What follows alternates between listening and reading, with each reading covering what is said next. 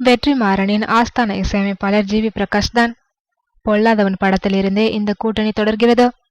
தான் இயக்கும் படங்கள் மட்டுமல்லாது தான் தயாரிக்கும் படங்கள், தன் உதவியாளர்கள் இயக்கும் படங்கள் என எல்லாவற்றுக்குமே ஜி வி பிரகாஷ் தான் இசையமைப்பாளர் என்பதில் பிடிவாதமாக இருப்பார் வெற்றிமாறன். நேற்று பூஜையுடன் தொடங்கிய வடசென்னை படத்திற்கும் ஜி வி பிரகாஷ் தான் இசையமைப்பதாக சொல்லி வந்தார். ஆனால் தற்போது ஜிவிக்கு பதில் சந்தோஷ் நாராயணன் இசையமைக்கப் போகிறாராம். காரணம் தனுஷிற்கும் ஜி வி பிரகாஷிற்கும் நெடுநாள் பனிப்போர் இருந்து வருகிறது.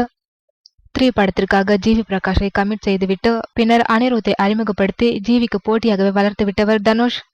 இதில் ஆரம்பித்த மோதல் இன்னும் தொடர்கிறது.